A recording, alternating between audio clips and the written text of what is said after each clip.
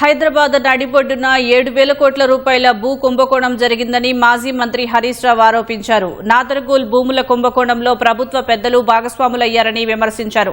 374 ఎకరాల భూమి విషయంలో కోర్టు ఆదేశాలకు విరుద్ధంగా వ్యవహరిస్తున్నారని ఆక్షేపించారు. మరోవైపు గజ్వేల్ కేసీఆర్ క్యాంపు కార్యాలయంలో సీఎం రేవంత్ రెడ్డి ఫోటో పెట్టాలని మాట్లాడటాన్ని హరీష్ రావు తప్పుబట్టారు. లోక్సభ ప్రతిపక్ష నాయకుడు రాహుల్ గాంధీ కార్యాలయంలో ప్రధాని మోదీ చిత్రపటం ఉందా అని ప్రశ్నించారు. రక్షకుడే భక్షకుడైంది. ఇక్కడ భూములను కాపాడవలసిన వాడే భక్షిస్తున్నాడు. హైదరాబాద్ నడుబొడ్డున 7,000 కోట్ల రూపాయల భూ కుంభకోణానికి ఈ ప్రభుత్వ పెద్దలు దాంట్లో భాగస్వాములు. ఈ భూములు నాదర్గుల్ భూములు. ఫస్ట్ ఈ భూమి నాది అని ఒకతను క్లెయిమ్ చేసిండ్రు, శివరాజ్ బహదూర్. ఆయనది కాదు అని రాజశేఖర్ రెడ్డి గారు గవర్నమెంట్ భూమి అని డిక్లేర్ చేసింది. ఆ తర్వాత శివరాజ్ బహదూర్ అని సుప్రీంకోర్టులో ఆర్డర్ తెచ్చుకున్నారు. అప్పుడు ఏమైతే ఆటోమేటిక్ గా ల్యాండ్ సీలింగ్ యాక్ట్ కింద చట్టం వస్తుంది. ల్యాండ్ సీలింగ్ యాక్ట్ భూమి అమ్మడానికి అనుమతించదు.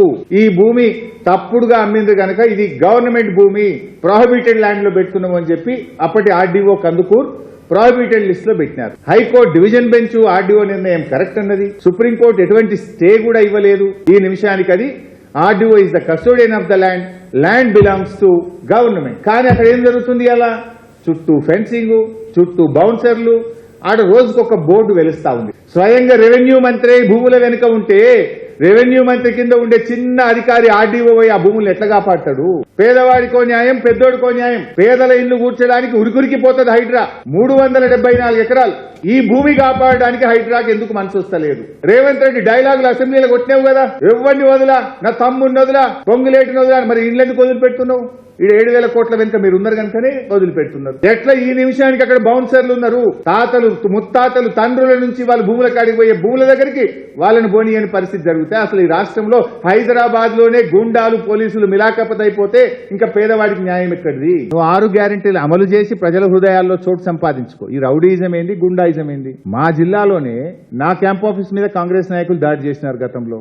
స్వయంగా రాష్ట్ర సాధకుడు, తెలంగాణ తొలి ముఖ్యమంత్రి, ప్రతిపక్ష నాయకుడు ఇంటి మీద ఈ రకంగా దాడి చేస్తే ఈ ప్రభుత్వం ఏం చెప్పదలుచుకుంది ప్రజలకు? సోనియా గాంధీ కూడా ఇలా గవర్నమెంట్ బిల్డింగ్ లే ఉంది కదా, రాహుల్ గాంధీ కూడా ఉన్నారు కదా. Leader of opposition office Rahul Gandhi office లో మరి నరేంద్ర మోడీ బొమ్మ పెట్టుకున్నాక మా గురించి మాట్లాడండి. మీరు బొమ్మలు పెట్టుకోవడం మీద ఈ చిల్లర రాజకీయాలు కాదు.